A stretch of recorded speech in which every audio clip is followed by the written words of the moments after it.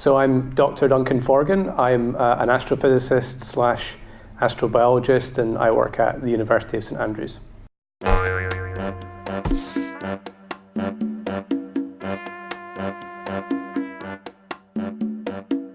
I think I probably would have become a journalist, potentially.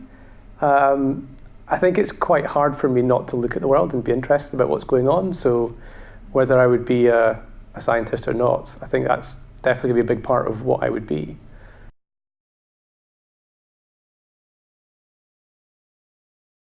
There are lots of great parts to my job. I do get to travel all over the world. I get to meet some of the most interesting, intelligent, creative, funny people, and I get to do a job that I really enjoy. So I think there's lots to be said for doing what I do.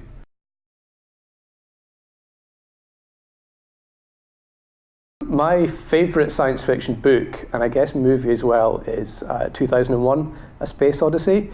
I read that book when I was about 10, and at that point I was interested in science, but I was more interested in dinosaurs, I think as a lot of kids are at a certain age.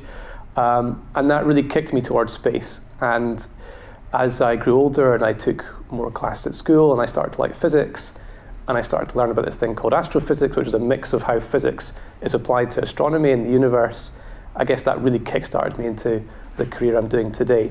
So if anything, I would say that book is probably the biggest influence on my career.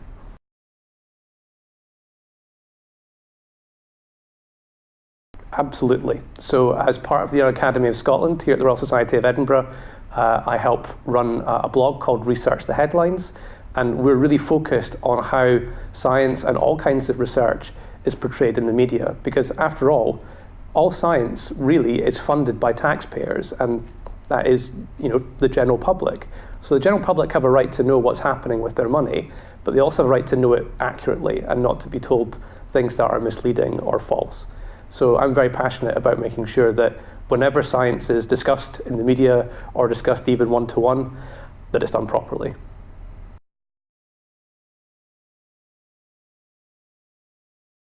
From an educational viewpoint, I would encourage myself to do more with English.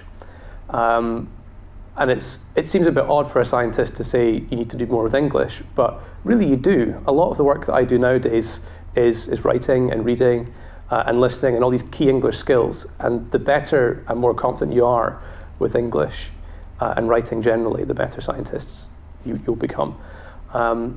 So if I was going to say anything to myself in terms of education, I would say pay attention to English. On a more social level, I would say relax and enjoy myself a bit more, because I was very focused on my studies as a pupil and as a student, and I would probably say to take my foot off the accelerator a bit and enjoy things a bit more. Humans very easily get bored, whereas robots and machines don't.